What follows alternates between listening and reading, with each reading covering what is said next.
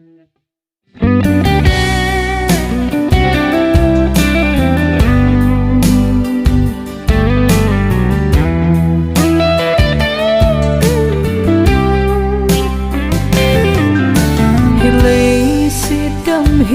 cà phê tình lên vòn bầu vỡ kỳ kỳ theo thân đình kỳ đã lấy xít cam hi nung sung nghìn vòn in ôm mơ cây trên ta đình ăn hạt đắm tê trên đá đánh ngã xin gầm nụ xuân đã ra nụ ta lâu chú muốn na trong kỳ sim ta lâu đây dù ami thì thật sự thì tôi lên không tình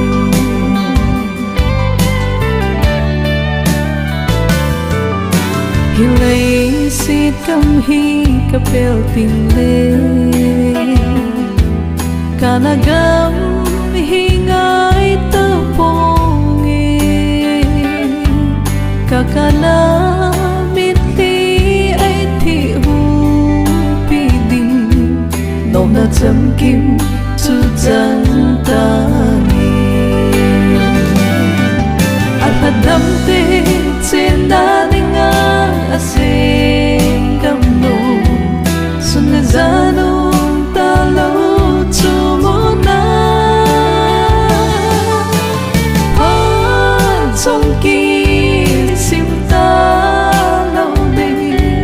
dù ami thì thật sự thì tôi lên không tình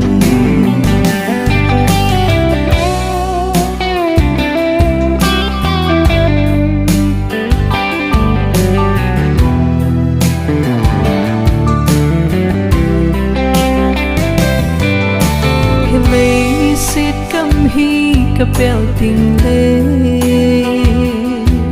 thì thình chi mà sao đình và cái ngã ấy đã làm tôi tình làm đến đến là kỳ lên không tình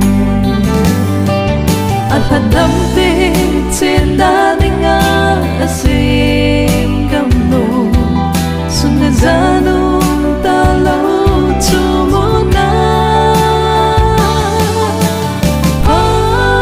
trong kỳ sim ta lâu đây dù ami thì thật sự thì tôi lên không tình